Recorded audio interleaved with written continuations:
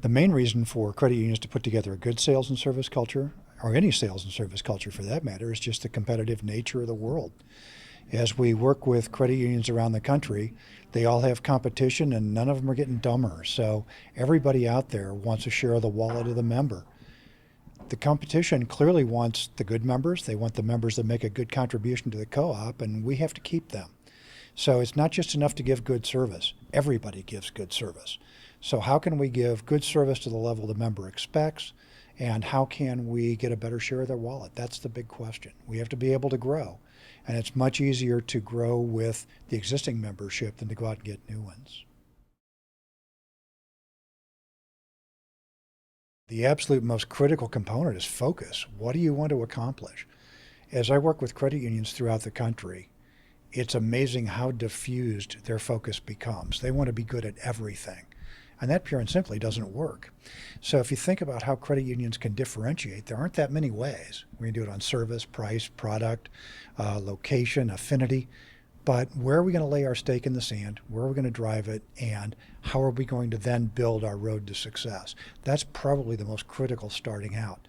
After that, then it really depends on the credit union. But that's the one I would say is really the most necessary starting out, is what are you going to do? Without the credit union leadership being engaged, there's no sense in really being able to start a sales and service culture. They can't say, hey guys, go away and make this happen. They have to provide the funding, they have to provide the emphasis, they have to provide the back office support, they have to make sure that all those components work together. And if they're not engaged in the process, there's no way in the world this will work. Now that doesn't mean they have to own the process, and in fact, you're going to get better results if people down the food chain own it, but they certainly have to be involved. Simple answer is you keep refreshing it. Nothing that you put in place is ever going to stay fresh as long as you want it to. You're going to have to make changes. There's no one answer to that because every company's culture is different. Some take a lot of recognition, some people don't. Some people have a lot of high rewards, some don't.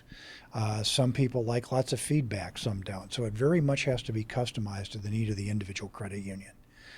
One time all credit unions looked alike, and boy, they don't anymore. They're dramatically different. It goes through 17 different steps to develop a good sales and service culture. That can go from as broad-based as to how are we going to measure success, to as specific as how will we coach the people, to even more specific to how do we talk to people and how do we train them. So it's a good overview. What makes it fun is each year it's different because the people in the session have different needs. They're at different levels, and we'll modify that depending on the needs of the participants. We'll spend more or less time on a given function.